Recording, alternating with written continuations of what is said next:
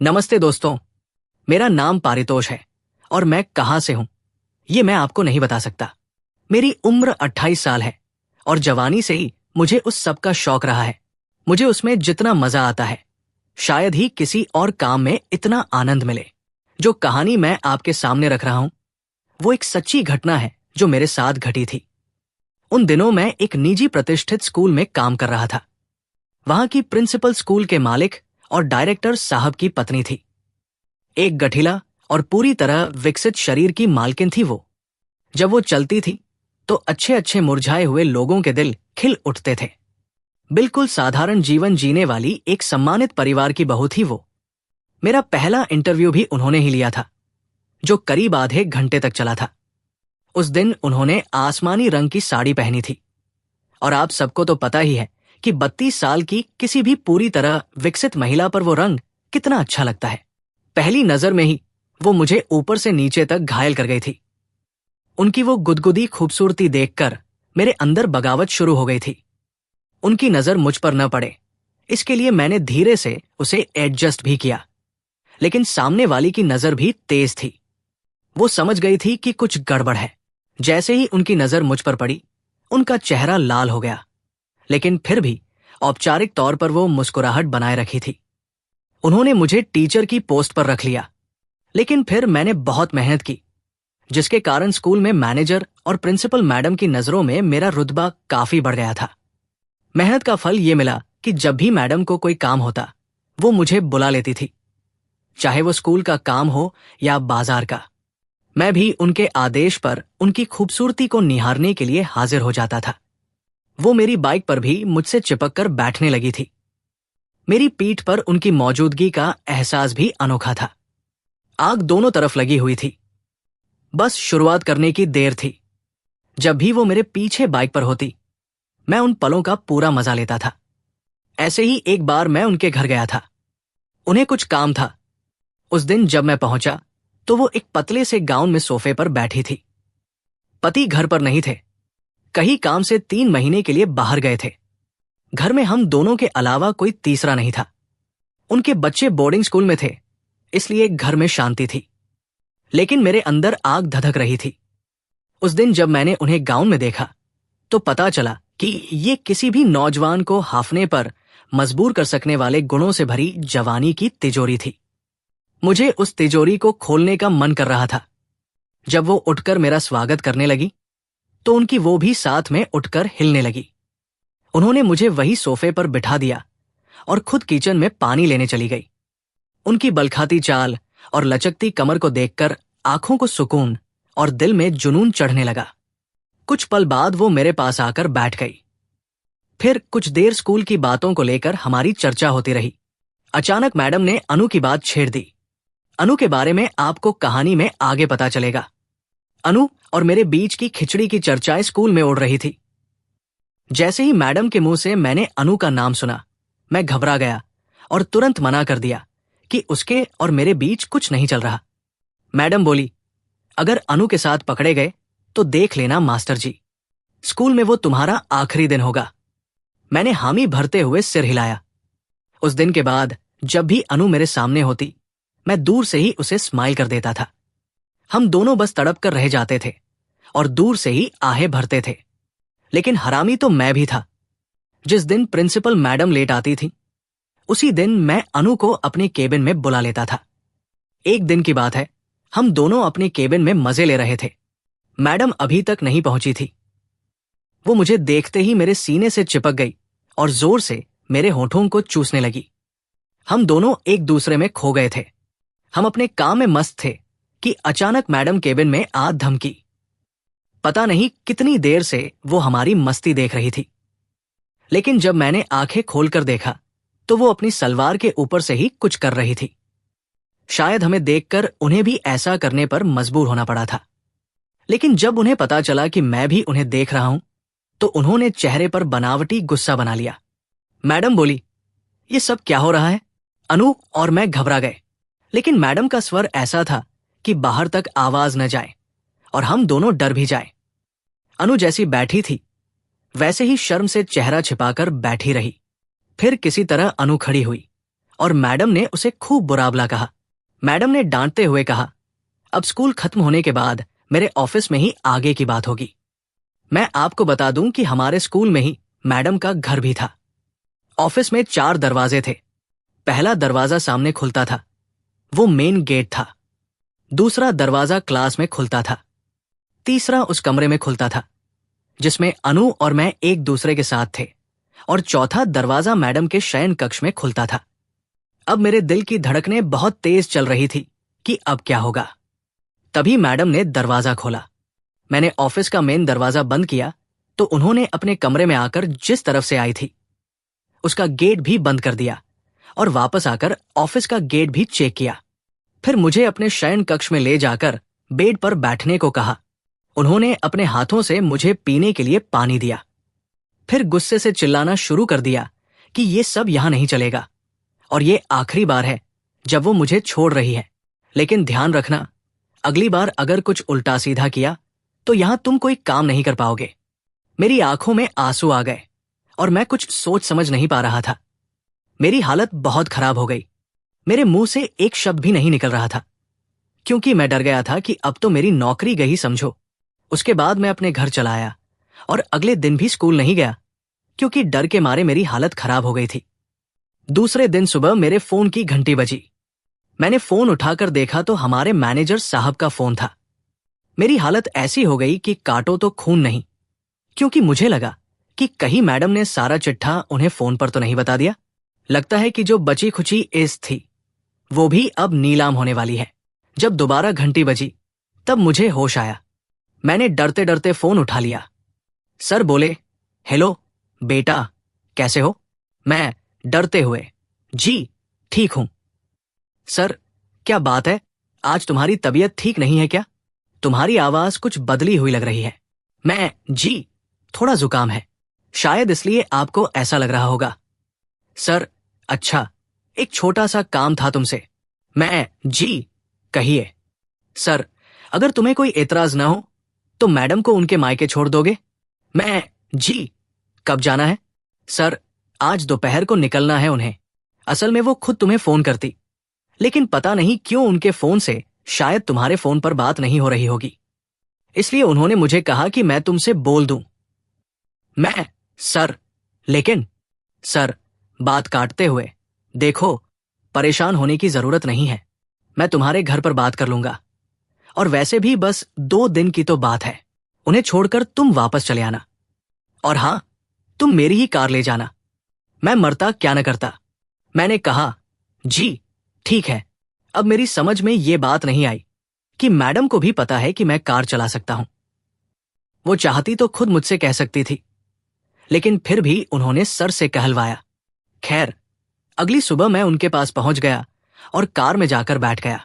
कुछ ही देर बाद मैडम तैयार होकर आई और कार की खिड़की खोलकर मेरे बगल वाली सीट पर बैठ गई। मैं डरा हुआ था। जब से उन्होंने नौकरी से निकालने की धमकी दी थी तब से उन्हें देखते ही मुझे पसीना आने लगता था। वो बैठ तो गई लेकिन कुछ बोली नहीं। मेरी नजर उन पर पड़ी तो आंखें बाहर निकलने को हो गई। उन्होंने पिंक रंग की साड़ी पहनी थी जिसमें वो बहुत सुंदर लग रही थी। मेरी नजर तो जैसे उन पर गड़ ही गई। मैडम ने मुझे घूरते हुए देखा तो खांसकर ताना मारते हुए कहा, अगर देख लिया हो तो जरा कार भी चला लो। घबराहट में कार स्टार्ट तो हुई, लेकिन 1-2 झटके खाकर फिर रुक गई। मैडम के हाथ में पानी की बोतल थी। जैसे ही झटके लगे, बोतल से पानी निकलकर उनके कपड़ों पर गिर गया। वो मुझ पर चिल्लाते हुए बोली, क्या कर रहे हो? तुम्हें हो क्या गया है? अब ठीक से गाड़ी चलाना भी भूल गए क्या? मैंने अपनी लार निगली और दोबारा गाड़ी स्टार्ट की। हम चल पड़े। मैडम के बदन की खुशबू मेरा हाल बेकाबू कर रही थी। वो मेरे बगल वाली सीट पर ही बैठी थी। ये सोचकर मुझे एक पल भी चैन नहीं मिल रहा था। मैंने उसे वैसे ही उसके हाल पर छोड़ रखा था, क्योंकि अगर एडजस्ट करने की कोशिश करता तो हवस भी झलक जाती। कुछ ही दूर चले थे कि मैडम ने कहा, मुझे कुछ सामान लेना है। उनके कहने पर मैंने गाड़ी एक किनारे ले जाकर रोक दी। मैडम अपनी मोटी कमर को संभालती हुई कार से बाहर निकली और दरवाजा जोर से बंद करते हुए आगे चली गई। मैंने तुरंत सब एडजस्ट कर लिया और मन में एक उम्मीद जगी कि अगर थोड़ी कोशिश करूं तो ये मेरी पूजा करने को मजबूर हो सकती है। इसे तो फंसाना ही होगा। लेकिन कैसे? तभी उन्होंने एक दुकान के बाहर से मुझे आवाज दी। वो दुकान लेडीज गारमेंट की थी। मैं कार से उतरकर दुकान में गया। मैडम वहां साड़ी पसंद करने में लगी थी। बहुत सारी साड़ियां खोल कर रखी गई थी।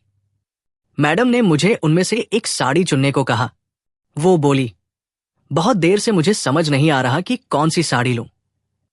तुम इनमें से कोई साड़ी पसंद करके बताओ। मैंने सारी साड़ियों पर नजर दौड़ाई और फिर एक लाल मिर्ची रंग की साड़ी उठाकर मैडम की ओर कर दी। मैंने मैडम के बदन के पास साड़ी को लाकर देखा। फिर हिम्मत करके मैंने वो साड़ी उनके कंधे पर डाल दी ताकि पता चले कि वो रंग उन पर कैसा लगेगा। मेरे ऐसा करने पर एक बार तो मैडम ने मुझे घूर कर देखा, लेकिन फिर हल्का सा मुस्कुराई। फिर वो खुद को शीशे में देखने लगी।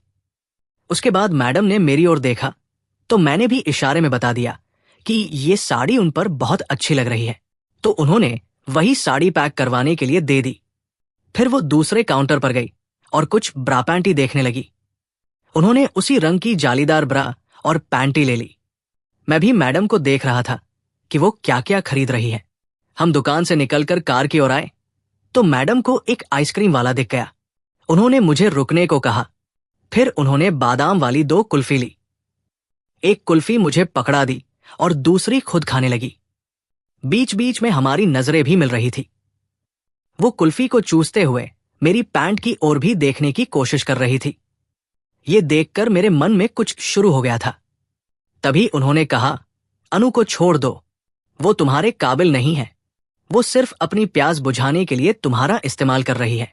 मैं मैडम की बात सुनकर चौंक गया। मुझे उम्मीद नहीं थी कि वो सीधे ऐसी बातों पर आ जाएंगी। मैंने मैडम की बात का कोई जवाब नहीं दिया। उसके बाद हम दोनों कार में बैठे और चल पड़े। हम लगभग आधा सफर तय कर चुके थे। अब तक रात होने लगी थी। तभी अचानक तेज बारिश शुरू हो गई। बारिश बहुत तेज थी तो हम एक ढाबे पर रुक गए। हमने खाना खाया और रास्ते के लिए कुछ चिप्स भी लिए। जब बारिश कम हुई तो हम फिर अपने मंजिल की ओर बढ़ चले। फिर दूर सामने अचानक बिजली कड़की और मैडम डरकर मुझसे चिपक गई। मुझे हंसी आ गई। फिर जब मैडम को होश आया कि वो मुझसे चिपकी हुई है तो वो शर्माते हुए मुझसे अलग हुई। आज शायद ऊपर वाला भी मेरे साथ था। पहली बार मैडम मेरे बदन के इतने करीब आई थी। जब वो मेरे सीने से सटकर आई तो पूरे शरीर में करंट सा दौड़ गया था। मेरी नसों में उत्तेजना जागने लगी थी। इधर मैडम ने अपनी चॉकलेट निकाली और खाने लगी। तभी बारिश और तेज होने लगी। पानी बढ़ा तो गाड़ी भी झटके लेते हुए बंद हो गई। मैडम मेरी ओर देखने लगी। कभी वो बाहर देख रही थी तो कभी मेरी ओर। मैंने कहा, मैं उतरकर देखता हूं कि गाड़ी में क्या खराबी हो गई है। मैडम बोली, ऐसे तो तुम्हारे सारे कपड़े भीग जाएंगे। तुम ऐसा करो, अपने कपड़े उतारकर चेक कर लो, फिर दोबारा कपड़े पहन लेना। ये कहकर मैडम ने अपना दुपट्टा मुझे दे दिया। मैंने खुद को काबू में रखते हुए कपड़े उतारे और मैडम का दुपट्टा ओढ़कर सिर्फ अपनी कच्छी में बाहर गाड़ी चेक करने उतर गया। बाहर निकलकर बोनट उठाया तो सारा इंजन भट्टी की तरह जल रहा था। लेकिन बारिश की वजह से मौसम बहुत ठंडा हो गया था। मैंने कार्बोरेटर खोलकर देखा तो उसमें पानी नहीं था। इसी वजह से गाड़ी स्टार्ट नहीं हो रही थी। मैंने मैडम को यह बात न बताने का फैसला किया क्योंकि मैडम आज कुछ ज्यादा ही मूड में लग रही थी। मैं वापस आया और गाड़ी स्टार्ट करने की कोशिश करने लगा। मैडम उम्मीद भरी नजरों से मेरी ओर देख रही थी। गाड़ी स्टार्ट नहीं हुई। मैं दोबारा बाहर गया और नाटक करते हुए फिर अंदर आ गया। मैडम ने पूछा, क्या हुआ? मैं बोला, गाड़ी स्टार्ट नहीं होगी, मैकेनिक को बुलाना पड़ेगा। और मैं अपने फोन में नंबर डायल करने का झूठा नाटक करने लगा। फिर मैंने फोन को डैशबोर्ड पर फेंक दिया। मैडम भी घबरा गई और पूछने लगी कि सब ठीक तो है। मैंने कहा, फोन नहीं लग रहा। वो बोली, तुम परेशान मत हो, मैं कोशिश करती हूं। फिर वो फोन लगाने लगी तो उनके फोन में भी नेटवर्क गायब था। कई बार कोशिश करने के बाद वो भी परेशान हो गई और बोली, लगता है रात यही गुजारनी होगी। हम दोनों बातें कर ही रहे थे कि तभी जोर से बिजली कड़की और मैडम मेरे भीगे बदन से चिपक गई। अब मैडम को भी मेरे नंगे बदन से सटकर कुछ कुछ होने लगा था। फिर धीरे से उनका हाथ वहां जा लगा तो उन्होंने तुरंत हाथ हटा लिया। वो बोली, सॉरी, वो गलती से हो गया, मुझे डर लग रहा था। मैं बोला, कोई बात नहीं। मैडम एक तरफ हो गई थी, लेकिन उनकी नजर वैसे ही वहां गड़ी थी। मैडम को एहसास हुआ कि मैं भी उन्हें देख रहा हूं, तो उन्होंने अपनी नजर वहां से हटा ली। वो ऐसे मुंह बना रही थी जैसे उनकी चोरी पकड़ ली गई हो। उसके बाद मैंने सोचा कि अब मौका बिल्कुल सही है। मैंने अपने हाथ मैडम के कोमल हाथों की ओर बढ़ाए और उनके हाथ को अपने हाथ में लेकर चूम लिया। मैडम ने मेरी ओर नजरें मिलाते हुए देखा। मैंने उनके हाथ पर दोबारा चूमा तो उनकी आंखें बंद हो गई। फिर वो बिना किसी विरोध के मेरे आलिंगन में समाती चली गई। मैडम मेरी बाहों में लेटी हुई थी और बोली, कर ले जो करना है, आज से ये मैडम तेरी हुई। मैंने बिना देरी किए मैडम को गले लगा लिया। उसके बाद मैंने गाड़ी की सीट को पीछे करके वो सब शुरू कर दिया जिसका इंतजार था। लगभग 15 मिनट तक ऐसे ही बातें करते हुए हम दोनों मजे लेते रहे, जब तक मैडम भी होश में नहीं रह गई थी। वो ऐसे पड़ी थी जैसे उनमें जान ही नहीं थी। मैंने खुद को तैयार किया और उन्हें सीधा किया, उनके होंठों को चूमा और फिर उन्हें पानी पीने के लिए दिया। पानी पीने के बाद उन्हें कुछ राहत हुई। फिर वो तैयार हुई और हम वहां से चलने की तैयारी करने लगे। रात का वक्त था, बारिश बंद हो चुकी थी। मैंने पास ही एक हैंडपंप से पानी लाकर रेडिएटर में डाला और गाड़ी स्टार्ट कर दी। उसके बाद हम दोनों मैडम के मायके की ओर चल पड़े। उन्हें घर छोड़कर मैं वापस आ गया। इस तरह मेरी तमन्ना पूरी हो गई थी। मैं बहुत खुश था। ऐसी ही दिल को छूने वाली हिंदी कहानियां सुनने के लिए हमारे चैनल को सब्सक्राइब करें, वीडियो को लाइक और शेयर करें। कमेंट करके जरूर बताएं कि ये कहानी आपको कैसी लगी।